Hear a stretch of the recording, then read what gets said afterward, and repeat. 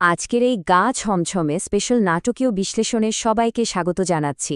আজ আমরা জুয়া মারল্যান্ডের সংগ্রহ করা দারুণ কিছু গল্প থেকে ভয় জিনিসটা আসলে কিভাবে কাজ করে সেটা বোঝার চেষ্টা করব।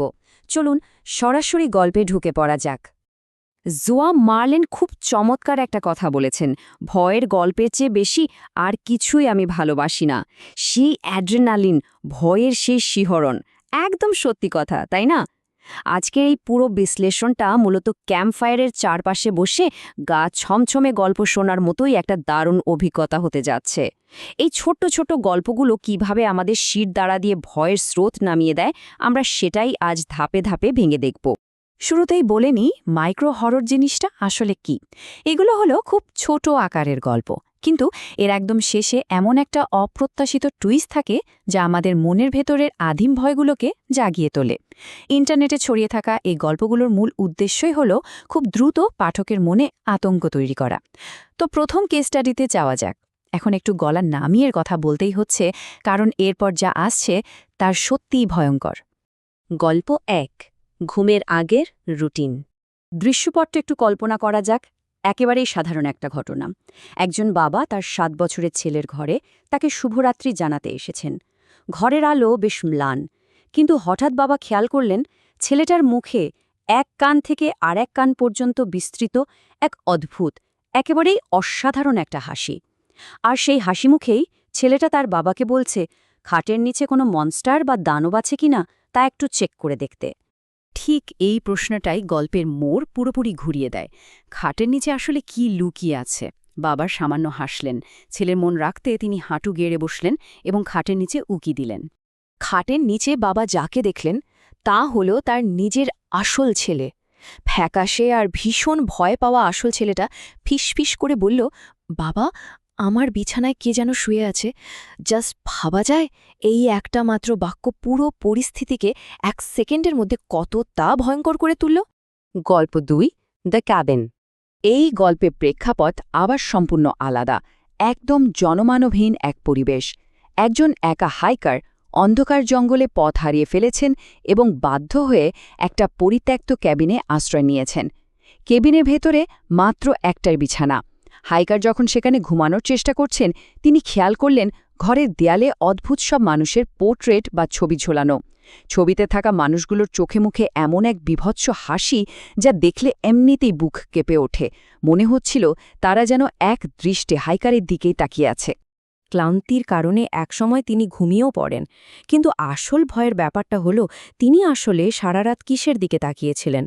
সকালের আলো ফোটার পর হাইকারের হঠাৎ করে এমন একটা উপলব্ধি হল যা আক্ষরিক অর্থেই পিলে চমকে দেওয়ার মতো। ঘরের চারপাশে আসলে কোনো পেইন্টিং বা ছবি ছিল না, সেগুলো ছিল জানালা। তার মানে সারা রাত ধরে জঙ্গলের বাইরের খুটখুটে অন্ধকার থেকে অদ্ভুত চেহারার মানুষগুলো তার দিকে তাকিয়ে হাসছিল। এই চিন্তাটা কতটা ভয়াবহ হতে পারে সেটা একবার শুধু ভেবে দেখুন। গল্প ৩, লাল রিস্টব্যান্ড। তৃতীয় গল্পটা আমাদের নিয়ে যাচ্ছে সম্পূর্ণ ভিন্ন একটা পরিবেশে। একদম নীরব, পরিষ্কার একটা হাসপাতাল, যেখানে একজন ডাক্তার অনেক রাত পর্যন্ত ডিউটি করছেন। এই হাসপাতালে রোগীদের অবস্থা বোঝাতে রঙের ব্যবহার করা হয়। সবুজ রিস্টব্যান্ড মানে হলো রোগী জীবিত, আর লাল রিস্টব্যান্ডের অর্থ হলো রোগী মারা গেছেন। ডাক্তার যখন বেসমেন্টে যাওয়ার জন্য লিফটে উঠলেন, তখন দেখলেন সেখানে আগে থেকেই একজন নারী রোগী আছেন। এরপরের ঘটনাগুলো ঘটতে থাকে খুব দ্রুত। লিফটের দরজা বেসমেন্টে খুলল। একজন লোক খুঁড়িয়ে খুঁড়িয়ে লিফটের দিকে এগিয়ে আসতে লাগল। ডাক্তার চরম আতঙ্কে লিফট বন্ধ করার বোতামটা পাগলের মতো চেপে ধরলেন, কারণ ওই লোকটার হাতে একটা লাল রিস্টব্যান্ড ছিল। আর সবচেয়ে ভয়ঙ্কর ব্যাপার হল, গত রাতেই ডাক্তারের নিজের হাতে করা সার্জারিতে লোকটি মারা গিয়েছিল। ডাক্তারের এমন অদ্ভুত আর আতঙ্কিত আচরণ দেখে লিফটে থাকা নারী বেশ বিরক্ত হয়ে বললেন, আপনি এমন কেন করলেন? লোকটা তো লিফটে উঠতে চাইছিল। এই মুহূর্তটা গল্পের ওই টানটান উত্তেজনাকে সাময়িকভাবে একটু কমিয়ে আনে ঠিকই, কিন্তু আসল চমকটা যে এখনও বাকি। ডাক্তার যখন হাঁপাতে হাঁপাতে বললেন যে ওই লোকটার হাতে লাল ব্যান্ড ছিল কারণ সে মৃত, তখন ওই নারী মুচকি হেসে নিজের হাতটা একটু ওপরে তুললেন এবং বললেন, এই রকম লাল?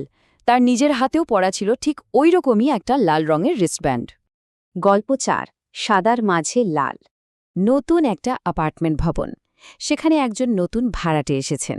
রিসেপশনিস্ট তাকে কড়াভাবে সাবধান করে দিয়েছেন যেন সে ফ্লোরের নম্বরবিহীন দরজাটার কাছে কখনো না যায়। কিন্তু মানুষের কৌতূহল তো আর মানা শোনে না। লোকটি ঠিকই দরজাটার কাছে গেল, হাঁটু গেড়ে বসল আর চাবি ছিদ্র দিয়ে ভেতরে উকি দিল। সে দেখল সম্পূর্ণ খালি ঘরের এক কোণায় ফ্যাকাশে চামড়ার আর কালো চুলের এক নারী দেয়ালের দিকে মুখ করে দাঁড়িয়ে আছে। পরের দিন লোকটির কৌতূহল আরও বেড়ে গেল।